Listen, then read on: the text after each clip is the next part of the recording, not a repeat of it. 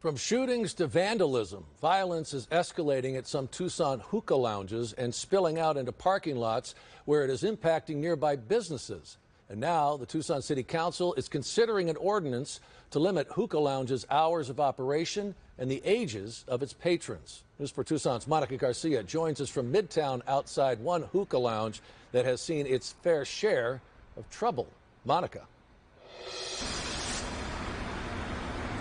Well, Sean, we're out here at Speedway and Swan. It was just over a month ago that 4 people were shot after a fight broke out in the parking lot behind me at the Arizona Hookah and Dance. It's closed right now, but we're told so far no arrests have been made.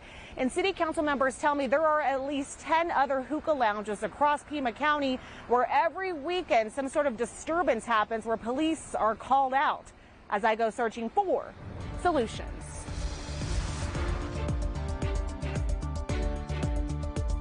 Tucson nightlife may end with last call, but for those who don't want to go home, late night hookah lounges that don't close until 4 a.m. keep the party going. It's anarchy on the weekends. Kids that are a lot younger, they're more or less can't get in the clubs or they're done with the clubs. It's one of the two. And there's at least 10 hookah lounges across Tucson that have become a hotbed for criminal activity, as seen in these surveillance videos taken from nearby businesses, where employees say they are fed up with the chaos. The throw up, the bottles, the fights. This is just the back. These are all bullet holes. Yes, ma'am. And these are all from separate instances, probably over the last year or two.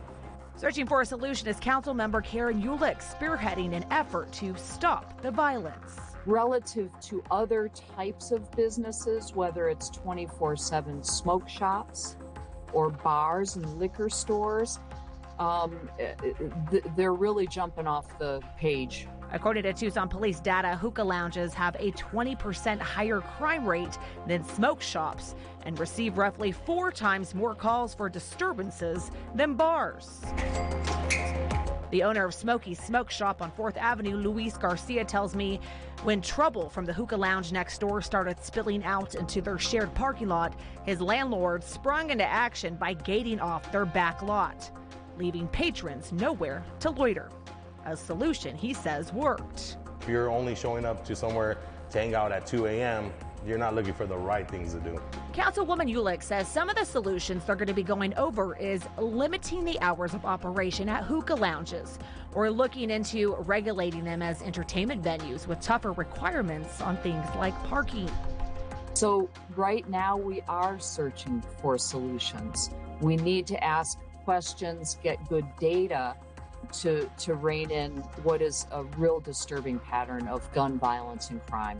Back out here at Swan and Speedway, where last month 4 people were shot, 180 rounds of shots fired. Their solution is simple. Working on the defensive doesn't work for us here. That's putting us in the line of fire. If we were a little more progressive about it, it would go places. So I'm ready for this to be shut down. I'm not looking for a easy band-aid to temporary. If there's deaths, then there's no need.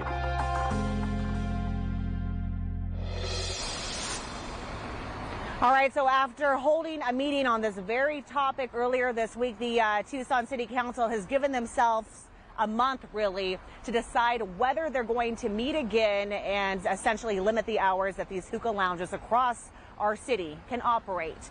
In Midtown, I'm Monica Garcia. Back to you.